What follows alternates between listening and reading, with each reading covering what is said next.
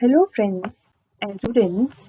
मैंने बहुत सारे स्टूडेंट्स से बात करी और बात करने पे पता चला कि उनको स्टार्ट करने में बहुत मुश्किल आ रही है कि पेपर एग्ज़ाम आ गया, हम स्टार्ट नहीं कर पा रहे हैं। सुबह से शाम तक टाइम वेस्ट होता है, लेज़ी फील होता है। तो ऐसे में क्या करें? सबके लिए जो लेज़ी फील कर रहे हैं या जिनको मोटिवेटेड फील नहीं हो रहा है या जो स्टार्ट ही नहीं कर पा रहे हैं, सुबह से शाम कोई कोई काम आ जाता है या फिर फ़ोन या फिर कुछ भी, है ना? उनके लिए सबसे पहले क्या करो, आपको एक दिन में बहुत ज़्यादा पढ़ने की ज़रूरत नहीं है, एक दिन में पूरा सिलेबस का टेंशन लेने की ज़रूरत नहीं है। आप बोलते हो कि मेरे पास बहुत टाइम है, हम कर लेंगे, तो लास्ट मिनट बहुत ज़्यादा हौच-पौच हो जाता है।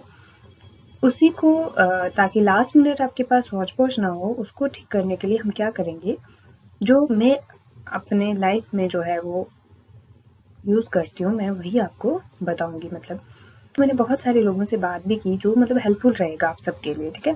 आप ये मान के, ये समझ के मेरी वीडियो देखो कि मतलब आपका कंपटीशन तो ऑलरेडी है, आपको जॉब भी करनी है, आपको स्टडी भी करनी है और हर दिन जो आप वेस्ट कर रहे हो वो कोई दूसरा जो है वो आपसे आगे निकल रहा है। तो आपको कैसे उससे आगे निकलना है या कैसे आपको उस कंपटीशन में बराबर का हिस्सेदार रहना है, उसके लिए स्टडी तो करनी है। अब कैसे स्टडी स्टार्ट की जाए? स्टार्ट करना तो सबसे ज़्यादा मुश्किल है ना। एक बार अगर हमने स्टार्ट कर दिया तो फिर तो हम आराम से कर सकते हैं, ठीक है? स्टार्ट कैसे करनी है उसके लिए मैं आज आपको कुछ टिप्स देती हूँ।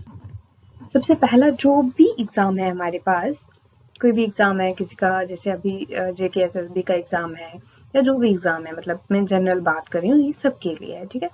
सबसे पहले क्या करो, उसका सिलेबस अपने पास प्रिंट आउट करके रखो। अगर आप प्रिंट आउट नहीं करा सकते तो आप क्या करो, उसको राइट डाउन करो एक पेपर पे पूरा सिलेबस, ठीक है? फिर उसको सिलेबस को क्या करो, जैसे यहाँ पे कुछ टॉपिक्स होंगे, जैसे मैथ्स का टॉपिक है, इंग्लिश है, रीजनिंग है, ठीक है? ऐसे अगर आप एक दिन में देखोगे तो आपको लगेगा बहुत सारा सिलेबस है, तो आप कुछ भी मत करो। आप जैसे हम टाइम टेबल बनाते हैं तो कुछ लोग टाइम टेबल को भी फॉलो नहीं कर पाते कि सुबह इतने बजे उठना है, इतना पढ़ना है, तो वो भी मत करो, ठीक है? आप क्या करो, सिर्फ आपने क्या किया, सिलेबस की लिस्ट बना ली। अब सिलेबस की लिस्ट में आप सोचो, ये आप दिमाग में रखो कि आपको कौन सा टॉपिक सबसे ईजी लगता है। तो ईजी टॉपिक से स्टार्ट करना जो है वो आसान होता है। अब जैसे मेरे लिए तो मुझे लगता है कि मैथ्स सबसे इजी तो नहीं कहूँगी, बट इंटरेस्टिंग होता है। मैथ्स में बोर नहीं होते, मैथ्स को हम स्टार्ट कर सकते हैं इसलिए, या किसी के लिए कोई और भी टॉपिक होगा, ठीक है? तो हम मैथ्स से जैसे स्टार्ट करेंगे तो मैथ्स के डिफरेंट टॉपिक होंगे। तो आप ये दिमाग में रखो कि मतलब एक हफ्ते का रूटीन बनाओ पहले, एक हफ्ते का सिर्फ। मतलब जैसे 10 दिन में आपको, 5 दिन में आपको मैथ्स कंप्लीट करना है, 10 दिन में आपको इंग्लिश कंप्लीट करनी है, 15 दिन में आपको रीजनिंग कंप्लीट करनी है, ठीक है? ऐसा शॉर्टकट बना लो। अब इसके बाद क्या है, जैसे 5 दिन में आपको मैथ्स कंप्लीट करना है, तो उसमें एक दिन में, कि एक दिन में चलो स्टार्ट वाले दिन में मैं आज एक टॉपिक, एक जो चैप्टर है उसका एक टॉपिक करूँगा। एक दिन में एक टॉपिक करूँगा। अब आपको ये नहीं डिसाइड करना है कि सुबह करूँगा, शाम करूँगा, जब भी आपको टाइम मिले, तो आप बीच में क्या करते हैं, इस टॉपिक को पढ़ सकते हैं, ठीक है? अगर आपने टाइम डिसाइड कर लिया कि मैं सुबह उठ के 5 बजे से 6 बजे तक ये करूँगा और आपका वो टाइम निकल गया, तो फिर आप बोलोगे कि अब टाइम निकल गया, अब कल से करूँगा। आपने वो नहीं डिसाइड करना है। आपने ये डिसाइड करना है कि मुझे एक दिन में एक टॉपिक पढ़ना है, ठीक है? आप सुबह से शाम तक बीच में जब भी आपको टाइम मिले आप उस टॉपिक को पढ़ लो। अगर आपने आज ये टॉपिक नहीं पढ़ा तो कल फिर आपके लिए प्रेशर हो जाएगा, क्योंकि कल आपको फिर 2 टॉपिक कंप्लीट करने पड़ेंगे।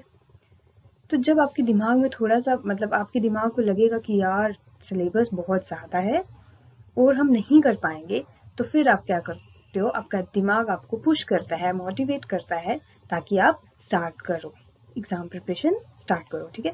तो इसीलिए सबसे पहले क्या करना है, जिसको ज़्यादा टाइम वेस्ट हो रहा है, बहुत सारे बच्चे जिन्होंने सब सिलेबस कंप्लीट कर लिया होगा, मॉक टेस्ट भी दे रहे होंगे, उनके लिए ही नहीं है, ये बहुत बेसिक, मतलब उन बच्चों के लिए जो पढ़ना ही नहीं, जिन्होंने स्टार्ट किया या फिर जिनको मोटिवेशन ही फील नहीं हो रहा है, ठीक है? उन बच्चों के लिए पहले क्या करो, सिलेबस एक पेज पे लिखो। सिलेबस लिखने के बाद आप डिसाइड कर लो कि एक दिन में मुझे एक टॉपिक पढ़ना है, 2 दिन में मुझे 2 टॉपिक पढ़ने हैं, एक हफ्ते का डिसाइड करो। एक दिन का एक टॉपिक आपने पढ़ लिया तो वेल एंड गुड। अगर एक दिन का एक टॉपिक आपने नहीं पढ़ा तो दूसरे दिन आपके पास 2 टॉपिक हो जाएंगे ना। आपको ये लगेगा कि मुझे 4, जैसे 4 अप्रैल को आपका जेकेएसएसबी का एग्जाम है, ठीक है? 4 अप्रैल को आपका जेकेएसएसबी एग्जाम है, तो जैसे एक टॉपिक आज नहीं पढ़ा तो कल 2 टॉपिक हो जाएंगे, 2 टॉपिक कल नहीं पढ़े तो परसों 3 टॉपिक हो जाएंगे। तो फिर आपको प्रेशर फील होगा कि अब जो है एग्जाम नजदीक आ रहा है, तो हम कैसे इस पूरे सिलेबस को कंप्लीट करेंगे। तो इसी तरीके से आप स्मॉल स्टार्ट कर सकते हो अपना सिलेबस कंप्लीट करने के लिए, ठीक है। तो मुझे लगता है कि उन बच्चों को समझ आया होगा जिन बच्चों ने अभी तक बिल्कुल भी स्टार्ट नहीं किया है। आप थोड़ा बहुत स्टार्ट करना शुरू करो, मतलब हल्का एक टॉपिक, आधा टॉपिक या जितना भी आपको समझ आए अपने हिसाब से। आप पूरा टाइम टेबल मत बनाओ, लेकिन अपने हिसाब से अपने दिमाग में एक ये बना लो कि मैंने 5 अप्रैल को मेरा एग्जाम है और ये सिलेबस मेरा कंप्लीट करना है। तो कैसे कंप्लीट करना है उसके लिए जब आपके दिमाग में थोड़ा बहुत स्ट्रेटेजी होगी, थोड़ा बहुत आपने सोचा होगा, तो तभी आपको एक दिन अगर आपने मिस किया तो दूसरे दिन आपको थोड़ा प्रेशर फील होगा दिमाग में कि मेरा सिलेबस रह गया है, तो आप करोगे, ठीक है। All the best.